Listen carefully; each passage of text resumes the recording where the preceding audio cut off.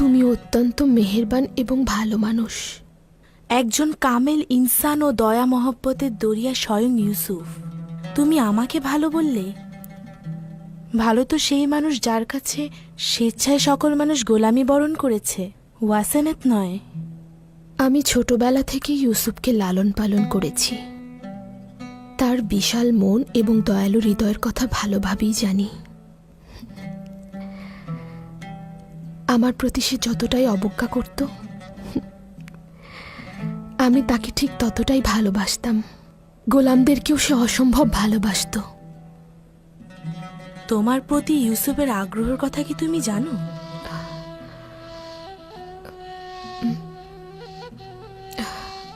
আমাকে সে কিছু বলেনি,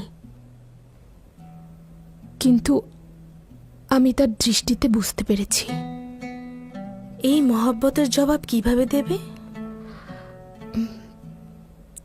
জানি না। যদি পূর্বে সেই আবেগ উচ্ছ্বাস থাকতো তাহলে বলতে পারতাম, কিন্তু এখন তো এক খোদার প্রেমে মশগুল আছি। জানি না কি করব। ইউসুফ খোদার নবী, তার দয়া মহব্বত নফসের কামনা বাসনা নয়। সে পরওয়ারদিগারের আদেশ ছাড়া কোনো কাজই আঞ্জাম দেয় না। তার মানে আমার প্রতি তার মহব্বতের প্রকাশ খোদা তাআলার ফরমানে হয়েছে। তোমার পূর্বের চেহারা ও অন্ধত্ব থাকা অবস্থায় খোদা তাআলা তোমাকে বিবাহ করার আদেশ দিয়েছিলেন। ভুলে যেও না, খোদার নবীর ফরমান পালন করা আমার জন্য ওয়াজিব। আমি কোনো ফরমান শুনতে চাইনি, মোহব্বতও দেখতে চাইনি। জানি না সে যদি মোহব্বত প্রকাশ করে তাহলে কি করব, আসলেই জানি না। আমার মাবুদের ইশক ছাড়া অন্য কোনো ইশক আমার কলবে স্থান দিতে পারবো কিনা জানি না।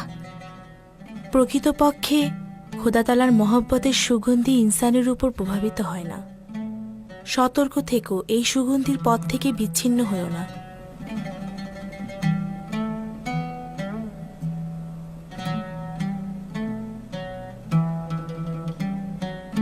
খোদা তাআলার মহব্বতের সুগন্ধি সবসময় ইনসানের উপর দিয়ে প্রবাহিত হয় না।